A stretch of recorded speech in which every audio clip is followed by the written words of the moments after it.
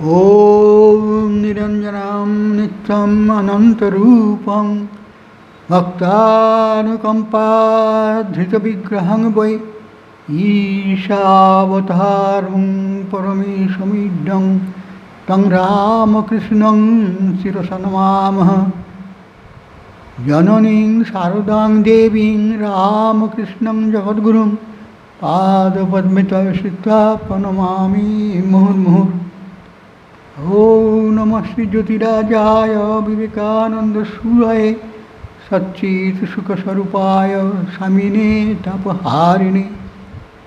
ॐ शास्त्रज्ञाय प्रशान्ताय वेदान्तप्रतिपादिने नमस्तवेदपादाय ज्ञानविज्ञानदीप्तये। ॐ गुरुर्ब्रह्मा गुरुर्विष्णु गुरुदेवो महेश्वरः गुरुरेव परम ब्रह्म तस्मै श्री गुरवे नमः। আমাদের আলোচ্য বিষয় ভগবান শ্রীকৃষ্ণ কথিত ভগবদ্গীতার ত্রয়োদশ অধ্যায়ের আলোচনা চলছিল। যে সেইখানে আমরা দেখছি যে ত্রয়োদশ অধ্যায়ের ২৭ নম্বর শ্লোকে শ্রীকৃষ্ণ বলছেন, যাবৎ সঞ্জায়তে কিঞ্চিৎ সত্যং স্থাবর জঙ্গমম ক্ষেত্রজ্ঞ সংযোগাৎ। এই ক্ষেত্র এবং ক্ষেত্রজ্ঞের মধ্যে সংযোগ ছাড়া কোনো কিছু সৃষ্টি হয় না। তাই ক্ষেত্রজ্ঞের মধ্যে যে পার্থক্যটুকু সেইটা আজকের এই স্বামী অবধূত মহারাজের বক্তৃতার মধ্যে আমরা পাব, যেটি তিনি আমেরিকায় দিয়েছিলেন ইংরাজিতে। সেটি অনুবাদ করেছেন শশাঙ্কভূষণ বন্দ্যোপাধ্যায় অধ্যাপক। তো সেইটি এই ভগবদ্গীতার দিব্যবাণী গ্রন্থে প্রকাশ করা হয়েছে। সেখানে সেই শ্লোকেতে বলা হয়েছে, যাবৎ সঞ্জায়তে কিঞ্চিৎ সত্যং স্থাবর জঙ্গমম ক্ষেত্রজ্ঞ সংযোগাৎ। অর্থাৎ প্রকৃতি ও আত্মার অর্থ হল প্রকৃতি ও পুরুষ। সাংখ্যের ধারণা হল যখন জড় প্রকৃতি বুদ্ধিমান পুরুষের সংস্পর্শে আসে তখনই আরম্ভ হয় সৃষ্টি, অর্থাৎ বিশ্বের অভিব্যক্তি। এইভাবে যে জগৎ সংসারে যে সৃষ্টি সেটা কীভাবে হচ্ছে, এই প্রকৃতি এবং পুরুষ এই উভয়ের সংযোগের ফলে ক্ষেত্রজ্ঞ সংযোগাৎ। এর আগে আমরা পেয়েছি ক্ষেত্র কাকে বলে, ক্ষেত্রজ্ঞ কাকে বলে ইত্যাদি। ক্ষেত্রের যিনি জ্ঞাতা হন, নিয়ন্ত্রণ করেন, তিনি হচ্ছেন ক্ষেত্রজ্ঞ। তো সে ক্ষেত্রজ্ঞকে পুরুষ বলা হয়, আর ক্ষেত্র হচ্ছে প্রকৃতির অন্তর্গত। তো সেখানে বলছেন স্বামী অবধূত মহারাজ বক্তৃতায়, বেদান্ত মতে প্রকৃতির সকল প্রাণবস্তু অর্থাৎ চেতন বস্তু ও জড়বস্তু, যাকে আমরা বিষয় বলে থাকি, সৃষ্ট হয়েছে প্রকৃতি ও চৈতন্যের সংযোগে। চৈতন্য অর্থাৎ পরমাত্মার সংযোগে। সেটি এই শ্লোকের মধ্যে বলা হয়েছে, সত্যং স্থাবর জঙ্গম ক্ষেত্রজ্ঞ সংযোগাৎ। ক্ষেত্রের সঙ্গে ক্ষেত্রজ্ঞ, প্রকৃতির সঙ্গে পুরুষের সংযোগাৎ। এইটি ছাড়া জগতে কোনো কিছু সৃষ্টি হতে পারে না। তাই সেই বেদান্ত মত সেই মত স্বীকার করে বলছে, প্রকৃতির সকল প্রাণবস্তু ও জড়বস্তু সৃষ্ট হয়েছে প্রকৃতি ও চৈতন্যের সংযোগে। এই চৈতন্যই হলো সেই পরমাত্মা, যাকে আমরা ঈশ্বর বলে থাকি। তারপরে তিনি বলছেন, মন, মেধা, ইন্দ্রিয় শক্তি এবং সমস্ত শারীরিক অবস্থাই এসবই প্রকৃতির অন্তর্গত। চৈতন্য বলতে বোঝায় বুদ্ধি, চেতনা ও অস্তিত্বের উৎস। এগুলি চৈতন্যের দ্বারা সঞ্চালিত হয়। শান্তি, ভালোবাসা এবং সুখও চৈতন্যের অন্তর্গত। অর্থাৎ চৈতন্য ব্যতীত এগুলি প্রকাশ আমরা দেখতে পাবো না। এই ভাবটি চমৎকারভাবে প্রকাশ পেয়েছে ভগবদ্গীতার ত্রয়োদশ অধ্যায়ের 27 সংখ্যক শ্লোকে, যেটি আগেই আমরা আপনাদের কাছে শুনিয়েছি। যাবৎ সঞ্জায়তে কিঞ্চিৎ সত্যং স্থাবর জঙ্গমম ক্ষেত্র ক্ষেত্রজ্ঞ সংযোগ আছে। ক্ষেত্র এবং ক্ষেত্রজ্ঞের সংযোগে যাবৎ কিছু যা সৃষ্টি হয়ে থাকে সেইগুলি হয়ে থাকে। তাই বলছেন, এই শ্লোকে বলা হয়েছে, শ্লোকের অর্থ হচ্ছে, জেনে রেখো যে প্রাণবন্ত অথবা নিষ্প্রাণ সব কিছুরই সৃষ্টি হয় প্রকৃতি ও আত্মার সংযোগে। যদি প্রকৃতি একাই সব কিছু সৃষ্টি করতে পারত, চৈতন্যের বা বুদ্ধির উৎসের সাহায্য ছাড়া, তবে কেউই কোনো বস্তুকে জানতে অথবা অনুভব করতে পারত না, আর বিশ্বে জ্ঞাতা বলে কিছু থাকতো না। মহারাজের এলো বিশ্লেষণের ধারা। তিনি আগে যেটি বলবেন তার বিপরীত বস্তু যেটা হতে পারে না সেটি আগে বলে নিচ্ছেন। তাই বলছেন, যদি প্রকৃতি একাই সব কিছু সৃষ্টি করতে পারত, চৈতন্য বা বুদ্ধির উৎসের সাহায্য ছাড়া, এই চৈতন্যই হলো বুদ্ধির উৎস, তবে কেউই কোনো বস্তুকে জানতে অথবা অনুভব করতে পারত না, আর বিশ্বে জ্ঞাতা বলে কিছু থাকতো না। কারণ বিশ্বের আগেই আমাদের আলোচনা পেয়েছি স্বামী অরবিন্দ মহারাজের বক্তৃতায়, যে জ্ঞান এবং জ্ঞাতা, জ্ঞান তো পার্থিব বস্তু, কিন্তু জ্ঞাতা হলেন সেই চৈতন্য সত্তা। জ্ঞাতা প্রকৃতি বা জড়াশক্তি কর্তৃক সৃষ্ট হতে পারে না। অতএব আমাদের দুটি জিনিস মনে রাখতে হবে। মহারাজ বলছেন, যদি আমরা প্রকৃতি ও তার প্রপঞ্চের বিশ্লেষণ করি, তবে দেখব যে প্রকৃতিজাত সব প্রপঞ্চকেই এক শাশ্বত শক্তিতে পরিণত করা যায়, যা জড়। আমি দেখেছি বিজ্ঞানীরা সেটি পেয়েছেন ইলেকট্রন প্রোটনসের মধ্যে দিয়ে সে শক্তির প্রকাশ তারা জানতে পেরেছেন। তাই বলছেন, তারপর যদি আমরা চেতনা, অস্তিত্ব ও বুদ্ধির উৎসকে বিশ্লেষণ করি, তবে দেখব যে তা প্রকৃতি থেকে স্বতন্ত্র বা পৃথক। তা হলো প্রকৃতির জ্ঞাতা। প্রকৃতি তো সৃষ্ট বস্তু, কিন্তু সেই প্রকৃতির জ্ঞাতা হচ্ছেন এই বুদ্ধির যে উৎস, অস্তিত্ব বা চেতনার যে উৎস, সেটি এই প্রকৃতি থেকে পৃথক। তা হলো প্রকৃতির জ্ঞাতা। এই দুটি জিনিস সমস্ত বিশ্ব প্রপঞ্চের শরীর ও অশরীরী বিষয়ের ভিত্তিস্থলে রয়েছে। প্রকৃতি আমাদের দিয়ে থাকে শরীর, ইন্দ্রিয় বা ইন্দ্রিয়ানুভূতির শক্তি সহ ইন্দ্রিয় যন্ত্র এবং মানসিক ও বৌদ্ধিক শক্তি। এসবই প্রকৃতির অন্তর্গত, শক্তি বিশেষভাবে প্রকৃতিরই অন্তর্গত। তারপরে বলেছেন, নেচারকেই সংস্কৃতে প্রকৃতি আখ্যা দেওয়া হয়, যাকে ইংরাজিতে নেচার বলা হয়। সংস্কৃতে সেটাকে প্রকৃতি আখ্যা দেওয়া হয়। এই হলো এক চিরন্তন শক্তির বিকাশ। এই প্রকৃতির মধ্যে একটা অনাদি চিরন্তন শক্তির বিকাশ রয়েছে, যে শক্তির বিনাশ নেই, আদি নেই, যা চিরন্তন। যেমন পুরুষ অনাদি অনন্ত, সেরকম প্রকৃতিও শক্তিবিশেষ এবং তার বিনাশ নেই, সেও অনাদি ও চিরন্তন। চৈতন্য ও প্রকৃতির মধ্যে চিরন্তন সংযোগ বিদ্যমান।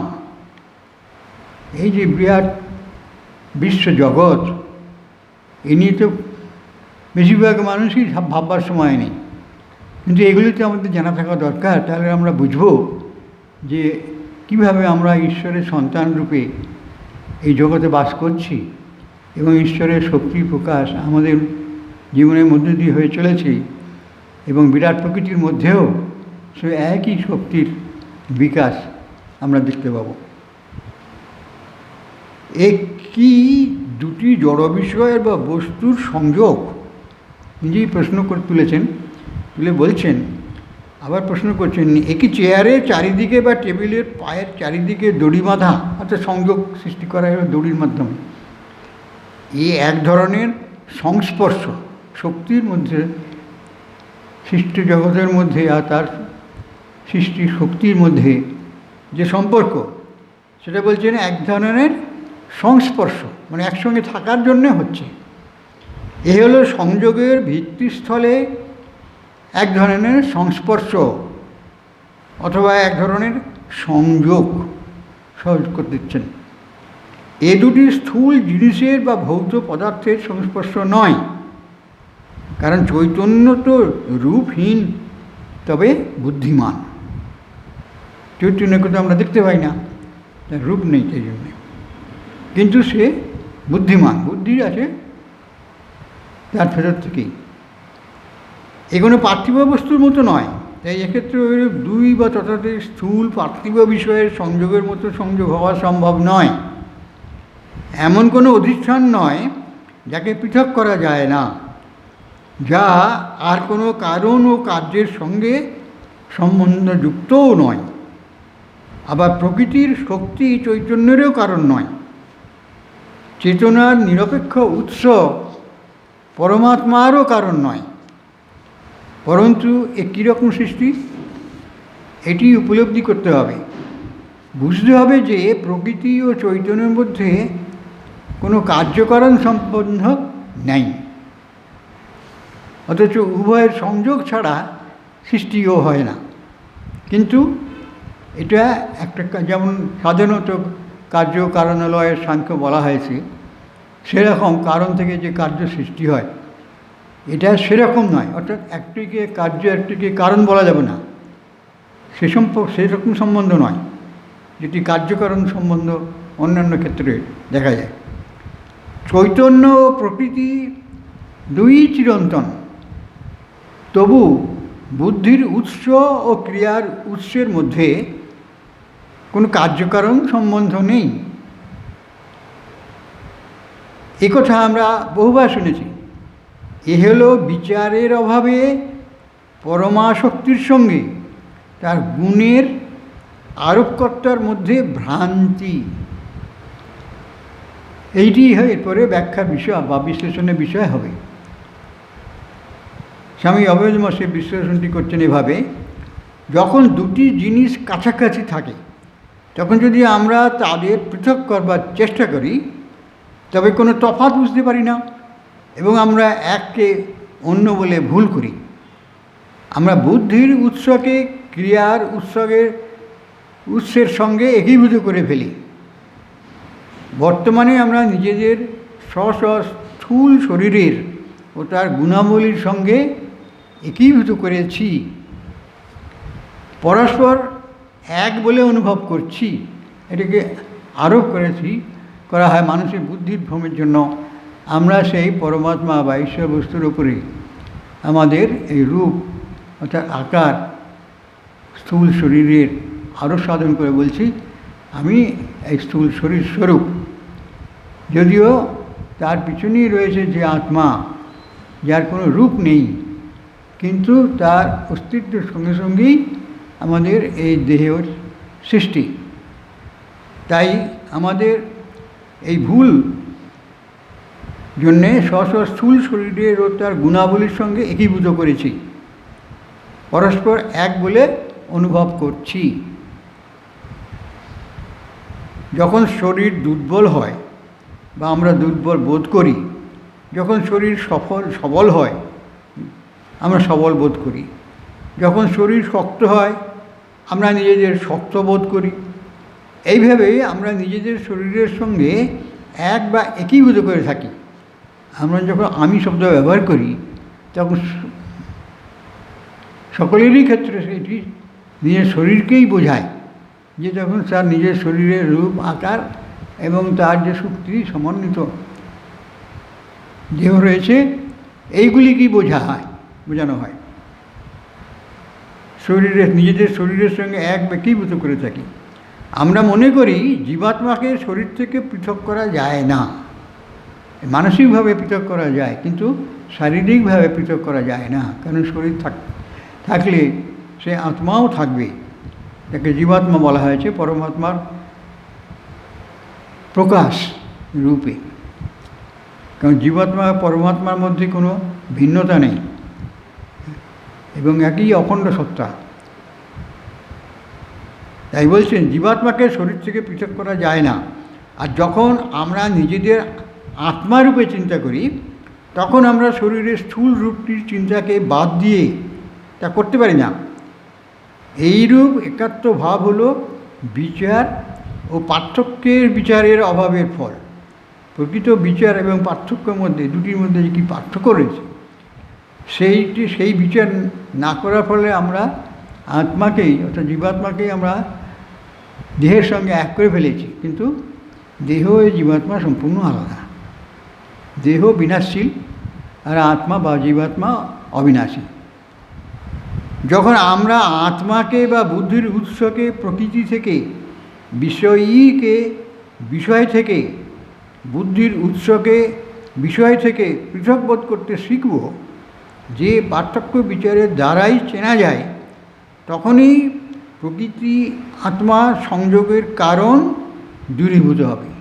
যখন উভয় বস্তুটিকে ঠিকভাবে আমরা জানব এবং এই দুটোর মধ্যে যে পার্থক্য সেটা আমরা অনুভব করব, তখনই এই প্রকৃতি আত্মা সংযোগের কারণটি দূরীভূত হবে। তখন আমরা দেখব যে সেখানে প্রকৃতি এবং আত্মা সংযোগ স্থল। তাইতেই এই শরীরের সৃষ্টি। কিন্তু ইচ্ছা শক্তি, কর্মশক্তি ও ইন্দ্রিয়ানুভূতি শক্তি, এইসব শক্তি হলো প্রকৃতির শক্তি। তারা রয়েছে প্রকৃতিতেই, তারা আত্মার শক্তি নয়, বরং অহংয়ের শক্তি। এই অহং না থাকলেই এইগুলি প্রকাশ হয় না। যেমন ইন্দ্রিয়, ইচ্ছাশক্তি, কর্মশক্তি কোনো প্রকাশিত হয় না। কিন্তু যখন আমরা আত্মার কথা ভাবব, তখন আমরা ব্যক্তি অহং থেকে আরও গভীরে প্রবেশ করব।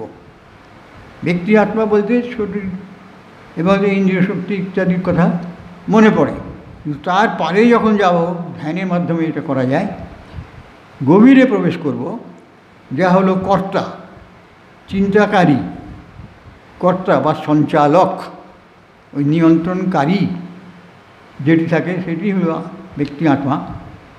ব্যক্তি অহং হলো প্রকৃতি ও বুদ্ধির উৎস, এই দুইয়ের সংযোগের ফল। অতএব বুদ্ধির উৎসে যেতে হলে আমাদের অবশ্য ব্যক্তি অহং পার হয়ে যেতে হবে, অর্থাৎ শরীর বুদ্ধির পারে যেতে হবে এবং তারপর বিশ্লেষণ করতে হবে আমাদের অহংয়ের স্বরূপ কী, এবং খুঁজে বার করতে হবে পরম চৈতন্য এবং চিরন্তন শক্তির মধ্যে কী পার্থক্য রয়েছে। এই পরম চৈতন্যই বলতে পরমাত্মাকে বোঝায়, আর চিরন্তন শক্তি বলতে প্রকৃতিকে বোঝায়। তাই এই উভয়ের মধ্যে কী পার্থক্য রয়েছে। তারপরে মহারাজ বলছেন যে ব্যষ্টি অহং হলো এই দুইয়ের মিলনস্থল। একটা পরম চৈতন্য সত্তা আর একটা হচ্ছে চিরন্তন শক্তি, এই দুটির মিলনস্থল। অতএব তেমনই মিলিত হন অখণ্ড চৈতন্য এবং চিরন্তন শক্তি বিরাট অর্থে। অর্থাৎ ব্যক্তি জীবনে যেটি আমরা যেরকম দেখছি যে প্রকৃতি এবং পুরুষের মিলনস্থল, সেই রকম বিরাট অর্থে যারা সারা বিশ্বে মিলিত অবস্থায় প্রকাশিত হচ্ছে অখণ্ড চৈতন্য এবং চিরন্তন শক্তি। চিরন্তন শক্তিই হচ্ছে প্রকৃতি, আর অখণ্ড চৈতন্য হচ্ছে পুরুষ। এদের মিলিত রূপ হলো ব্যক্তি ঈশ্বর। এই ব্যক্তি ঈশ্বরের প্রকাশ আমরা দেখতে পাই। ব্যক্তি ঈশ্বর হলেন কর্মচঞ্চল এবং সেই কর্ম সম্পাদিত হয় প্রকৃতিতে এবং ইচ্ছা শক্তিতে, মনে ও মেধায়। আচ্ছা, ধরুন ভগবান শ্রীরামকৃষ্ণদেবকে যদি আমরা এই পরম চৈতন্য স্বরূপ বলে অনুভব করি, তাহলে কিন্তু তিনি তার ক্রিয়া হচ্ছে প্রকৃতির মধ্যে, জগতে এসে তিনি লীলা করেছেন, কত কাজ সম্মান তিনি সম্পন্ন করেছেন, তার সে আধ্যাত্মিক শক্তির বিকাশ ঘটেছে এই জগতের মধ্যেই তো। তাই এসবই বিরাট বিশ্বজাগতিক অর্থে। কিন্তু যদি আমরা জানতে পারি যে এই ইচ্ছা শক্তি, মন ও বুদ্ধি বেষ্টি হোক আর বিরাটই হোক, প্রকৃতিতেই অবস্থিত, তবে আমরা জানতে পারব যে ব্যক্তি ঈশ্বর যিনি বিভিন্ন নামে পূজিত হন ও আমাদের বাসনা পূরণ করেন এবং দৃশ্য জগতের নিয়ন্তা ও শাসনকর্তা, তিনি হলেন বিরাট অহং। একটা ব্যক্তি অহং আর একটা বিরাট অহং, বিষয়টি সম্পর্কটি একই, কিন্তু উভয়ের মধ্যেই অহং অভিমান রয়েছে। এক বিশ্বের সৃষ্টিকর্তা আর ব্যক্তি সৃষ্টিকর্তা তিনিও তাহার ক্ষুদ্র অহং নিয়ে যার সব কিছু মেধা দিয়ে, ইন্দ্রিয় শক্তি দিয়ে কর্তব্যকর্ম করে যাচ্ছেন, বিচার করছেন, সব কিছু করছেন। ব্যষ্টি অহংয়ের সঙ্গে তার দ্বারা আবৃত স্থূল পার্থিব রূপের যে সম্বন্ধ, ব্যক্তি ঈশ্বরের সঙ্গে বিশ্বের বা জগৎ প্রপঞ্চের সেই সম্বন্ধ। ব্যষ্টি অহংয়ের সঙ্গে তার দ্বারা আবৃত স্থূল পার্থিব রূপের যে সম্বন্ধ, ব্যক্তি ঈশ্বরের সঙ্গে বিশ্বের বা জগৎ প্রপঞ্চের সেই সম্বন্ধ। তো ব্যক্তি ঈশ্বর আর জগৎ প্রপঞ্চ, আর ওদিকে ব্যষ্টি অহং আর তা পার্থিব রূপের যে সম্বন্ধ। বিরাটের মধ্যে ব্যক্তি ঈশ্বরের সঙ্গে বিশ্বের জগৎ প্রপঞ্চের যে সম্বন্ধ, সেই সম্বন্ধে। তাই বলছেন ব্যষ্টি অহং প্রাকৃতিক নিয়ম না মেনে শরীর তৈরি করতে পারে না। একজন ব্যক্তি বা একটি প্রাণীর সৃষ্টি আগে তাদের যে মনন হয়, মনন শক্তির বিকাশ করতে থাকে, তারপর তার স্থূল শরীর রূপ নেয়। ব্যষ্টি অহং প্রাকৃতিক নিয়ম না মেনে শরীর তৈরি করতে পারে না। আর এদিকে ব্যক্তি ঈশ্বর হলেন বিশ্বের স্রষ্টা। যে বিশ্বের মধ্যে প্রকৃতি রয়েছে, সেই প্রকৃতির নিয়ম মেনে ব্যষ্টি অহংকে শরীর তৈরি করতে হয়। আর ব্যক্তি ঈশ্বর হলেন বিশ্বের স্রষ্টা। একটি হচ্ছে ব্যক্তিগত ব্যাপার, আর একটি হচ্ছে বিশ্বের ব্যাপার। আর যে নিয়মে ইন্দ্রিয়গ্রাহ্য বিশ্ব চলেছে, তারও নিয়ন্তা একজন হলো পরাধীন, প্রকৃতির পরাধীনই চলে। অপরজন হলো স্বাধীন। একজনের শক্তি সীমিত, অপরজনের শক্তি হলো অসীম। মহাপুরুষরা বলছেন বেদান্ত দর্শন আমাদের ব্যক্তি ঈশ্বর ভাবের পারে নিয়ে যায়। ব্যক্তি ঈশ্বরের যে ধারণা, তার পারে না গেলে, মনকে সেই অবস্থায় সূক্ষ্ম অবস্থায় নিয়ে না গেলে, এই স্থূল জগতের পারে যে সূক্ষ্ম জগৎ রয়েছে এবং তারও পারে যে সূক্ষ্মতম বস্তু রয়েছে চৈতন্য সত্তা, সেগুলিকে জানতে পারা যায় না। অন্য ধর্ম ও দর্শন যখন থেমে যায়, বেদান্ত দর্শন থামে না। অন্যান্য বিভিন্ন দর্শনের মধ্যে দেখা যায় তারা বিভিন্ন অবস্থা গিয়ে থেমে যায়, তারপরে তাদের আর জিজ্ঞাসা থাকে না, মনে করে আমরা সব জেনে নিয়েছি। কিন্তু বেদান্তের এটি হচ্ছে উপনিষদের ঋষিরা, তারা আরও জানবার জন্য তারা ধ্যান করে সেই সূক্ষ্মতম অবস্থায় মনকে নিয়ে গিয়ে জগতের সমস্ত কার্যকারণ পদ্ধতি, নিয়ম এবং ঈশ্বরের যে লীলা বা খেলা যাকে বলা হয়, এসবই তারা জানতে পেরেছিলেন। তাই উপনিষদ থেকে আমরা এগুলি পাই, এই দর্শনে, বিশেষ করে বেদান্ত দর্শনের এই তত্ত্ব যে অন্য ধর্ম ও দর্শন যখন থেমে যায়, বেদান্ত দর্শন থামে না।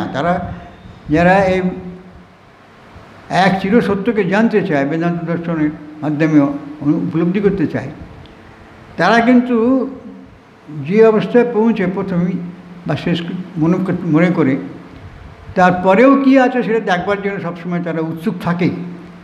ওই জন্যে এক অদ্বিতীয় সত্যকে না জানা পর্যন্ত ঋষিরা থামেননি। তারা বিভিন্ন ক্ষুদ্র ক্ষুদ্র সত্যকে জেনেছেন, সূর্যের আলো, অন্যান্য বিষয়গুলি নানা রকমভাবে যেন জানতে পেরেছেন, কিন্তু এক পরম সত্তায় যে এই সব কিছুর পেছনে রয়েছেন, চিরসত্য, সেই চিরসত্যকে জানবার জন্য তারা আগ্রহী ছিলেন। এক অদ্বিতীয় শক্তি হওয়া চাই, আনডিভিজিবলকে বলা হয়, ইনডিভিজিবল, আনডিভিজিবল, তাকে ডিভাইড করা যায় না। এ আমাদের উপলব্ধি করায় বুদ্ধি, শক্তি ও ভালোবাসার পরম উৎসকে। এ আমাদের এমন অবস্থায় নিয়ে যায় যার পারে কোনো মানব মন যেতে পারে না, বিশ্ব মনও পারে না। কারণ অনন্তের দিকে অগ্রসর হলেই মন গলে যায়। এটিকে শাস্ত্রে বলা হয় মন অমন হয়ে যায়, অর্থাৎ মন সেখানে চৈতন্যে রূপায়িত হয়। শ্রীরামকৃষ্ণ এটি ব্যাখ্যা দিয়েছেন, খুব সুন্দর। মন চৈতন্যে রূপায়িত হয়ে যায়, অমন একে বলা হয়, লয় বলা হয় শাস্ত্রের ভাষায়। কিন্তু লয় হয়ে যাবে, কোনো কিছু বিনাশ হয় না, কারণও লয় সাংখ্যে বলা হয়েছে। সেই কারণতে সে যখন গলে যায়, তাই শ্রীকৃষ্ণ ঠিকই বলেছেন যে পরমেশ্বরকে সকল প্রাণীর মধ্যে সমভাবে অবস্থান করতে দেখে, মরণহীনকে পরিবর্তনশীলের মধ্যে অবস্থান করতে দেখে, সে অবশ্যই ঠিক দেখে। যে বস্তুর বিনাশ নাই, অবিনাশী সত্তা, তাকেই কিন্তু বিনাশশীল বস্তুর মধ্যে দেখা, কারণ সেটি সেখানে আছে, উভয়ের সংযোগ ছাড়া সৃষ্টি হয়নি। কিন্তু আমরা যখন ভাবি তখন আমাদের মন অতদূর সূক্ষ্ম অবস্থার চিন্তা করে না। কিন্তু যাদের সূক্ষ্ম মন, যারা মননশীল, তারা কিন্তু বলে দিতে পারেন বা অনুভব করেন যে এই যে বাইরে সৃষ্ট বস্তু, এর পেছনে কিন্তু ঈশ্বরের সৃষ্টি শক্তি রয়েছে এবং তার লীলা মাধ্যমেই তারা এই জগতে প্রকাশ পেতে পেরেছে। তাই মরণহীনকে পরিবর্তনশীলের মধ্যে অবস্থান করতে দেখে। এইটি হচ্ছে দর্শনের কাজ। দর্শন আমাদের নিত্য বস্তুর দিকে মনকে আকর্ষণ করে, এগিয়ে দেয়, যে এইখানে যে স্থূল বস্তুর মধ্যেই আমাদের যাতে জ্ঞান শক্তিকে সীমিত করা না হয়। সে জানতে চায় এর পারে কী আছে, এর বাইরে অপর পারে কী আছে ইত্যাদি, কীভাবে তার সৃষ্টি হলো না হলে জানবার আগ্রহ নিয়ে তারা এক অদ্বিতীয় শক্তিকেই খুঁজে পায়। তাই বলছেন সে অবশ্যই ঠিক দেখে। এখন তোমাকে উপলব্ধি করতে হবে একটি বিষয়কে, যা সত্যি খুব গভীর। এই অখণ্ড ব্রহ্ম, যাকে আমি এখনই ব্যক্তি হিসেবে পারে বলে বর্ণনা করেছি, মহারাজ বলছেন তিনি হলেন সর্বব্যাপ্ত। এইগুলি যতক্ষণ না আমরা অনুভব করতে পারছি, ততক্ষণ পর্যন্ত কীভাবে এই নিত্য সত্য সবসময় প্রকাশশীল, বিনাশী এই বিভিন্ন বস্তুর মধ্যে বিরাজ করছেন, এটা কী করে আমরা অনুভব করব? কিন্তু সেটাই করতে হবে। বেদান্ত দর্শন সে কথাই বলছে।